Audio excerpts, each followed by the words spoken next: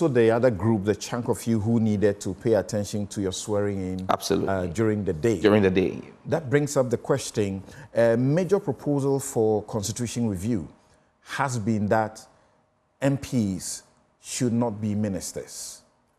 And that is going to be helpful, so you can focus on your job in the House. Well, that's a position that I have held at a certain point in time, because I've always questioned the fact that if we're talking about full separation of powers, sitting in the executive and the legislature may not necessarily speak to that, but that's the constitution we have, and that's the law of the land. And so once we are open to a constitutional review, once the people of Ghana, I'm sure that's one of the things we may have to put to a referendum, decide that we should take off that fetter on the decision-making of the president to have 50+1 or 51%, or at least half of his ministers coming from parliament. If that decision is taken, I'm sure that President Mahama will abide by it. And again, I mean, I've always said that when you look at other jurisdictions where there is that complete separation and devolution between both the executive and the legislature, you get to see two things. People become career legislators. All right.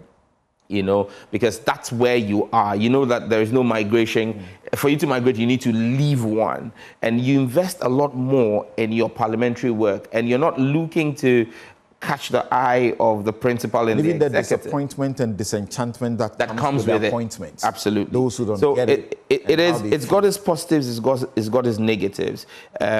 Because you look at the system we run now, and at times, the decision-making and the thought process that goes behind policies at cabinet, when you've got about 19 people, in maybe a majority of whom come from parliament, who sat through the mulling over of the concept and the idea, when that policy finds expression in the chamber, you've got that human resource to explain and carry it through. So it's got its positives. But the flip side is everybody's then working to catch the eye of His Excellency, and it brings along the disenchantment that you speak about.